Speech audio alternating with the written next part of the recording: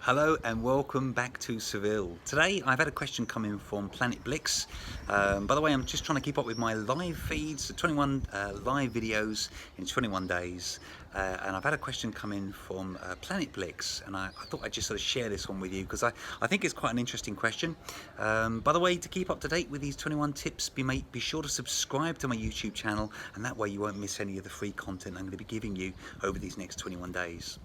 So this is what he's written. He's written, I find myself increasingly having to manage the trades for odd jobs and soon on refurbs where multiple trades are required at once. What is your advice on how a property investor should manage this to ensure a successful project and also on projects in the future? It's a brilliant question, so I thought I'd share a few different tips and tricks on how I've managed trades because I thought this might be of some genuine benefit to you.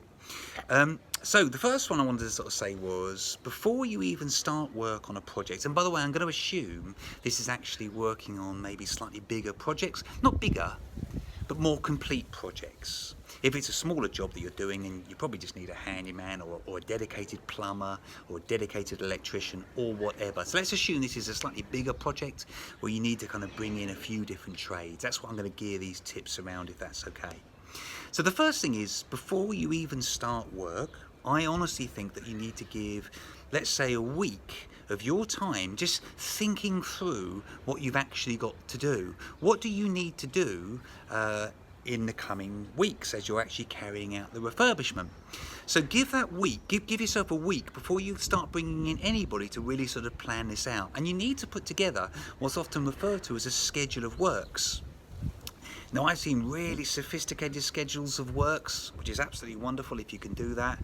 But if you're just sort of starting out, basically you just need to sort of write down what you actually need to be done on site. So if you're actually sort of, I don't know, if you're building, if you're putting a new kitchen in, let's say, you're going to simply work out what actual works need to be done in the kitchen. You're actually going to have a plan, for example, aren't you? Whatever it might be, you need to lay out a clearly defined schedule of works for what actually needs to be done. Now, I always used to use Gantt charts for this. If you're not familiar with what a Gantt chart is, it's in essence, it's a little bit like a spreadsheet. In fact, you can use a spreadsheet to actually put together Gantt charts. And I used to love doing these, being a bit of a nerd. I used to love putting together Gantt charts where you actually work out what you actually need to do, how much time you need to allocate to each task, and which task needs to come before or after any given task. If you're not sure how to do this, if you go onto YouTube and just simply Google Gantt charts, you'll find a world of really awesome videos out there that would tell you exactly how to do that. As I say, using a simple spreadsheet like Excel is brilliant, but I found this really neat app called Quick Plan Pro. It's available on iTunes. It's either free or dead cheap. Just go and download it, you'll love it. I fell in love with it, and it's a brilliant little thing that you can use across all platforms. So Quick Plan Pro. You want to book in any major services early on, really early on. So obviously if you need to bring in electricity, if you need to bring in gas, water, and even broadband, you want to plan it in really early because it can take often weeks and sometimes months to actually get that in and on site. So that needs to be one of your major priorities. If you're using a main contractor or indeed a builder, for example, you want to get 3 quotes. And by that, what I actually mean is you don't want to phone 3 builders, for example. You might have to phone 6 or 7 different builders in order to get 3 actual quotes. And you're going to give them the schedules of work that you actually want to carry out. If it's a big enough project, you'll probably have drawings done up of what they actually need to quote for, in addition to having the schedules of works. But you want to make sure you get 3 actual quotes that compares like for like.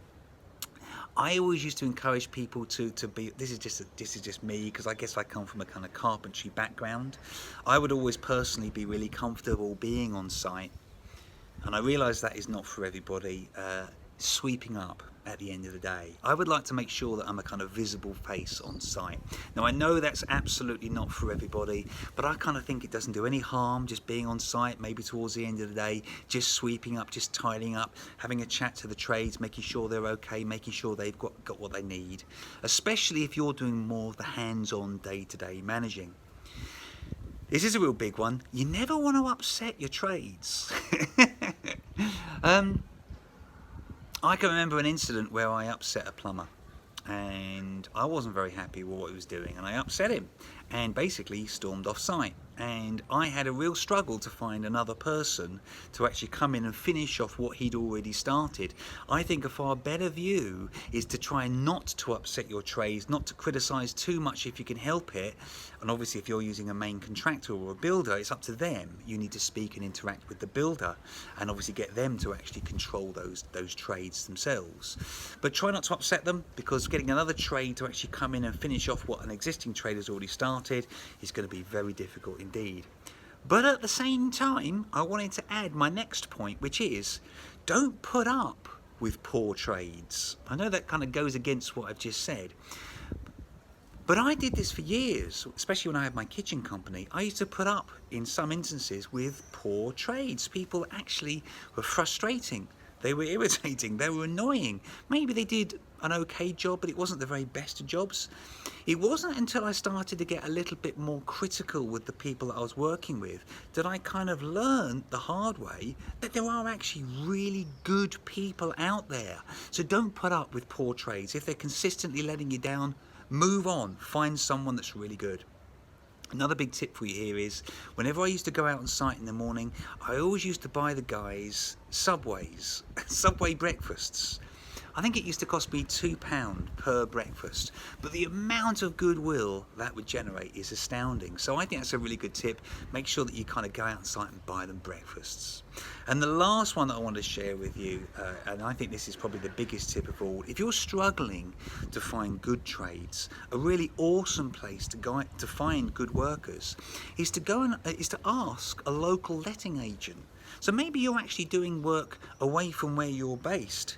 If you actually phone up and speak to a letting agent, and you might have to sweet talk them a little bit because they won't always want to give away their trades, but if you ask them for, do you know what, have you got a decent electrician that I could maybe give a quick call to? The truth is, they will know a good electrician, they will know a good plumber, they will definitely know a good decorator, a good handyman, because of course those people are never going to let down their letting agent, are they? Because they want continued work from this letting agent. So if you ask a letting agent for a good trade, honestly, I guarantee you they'll probably provide you with the very best of people.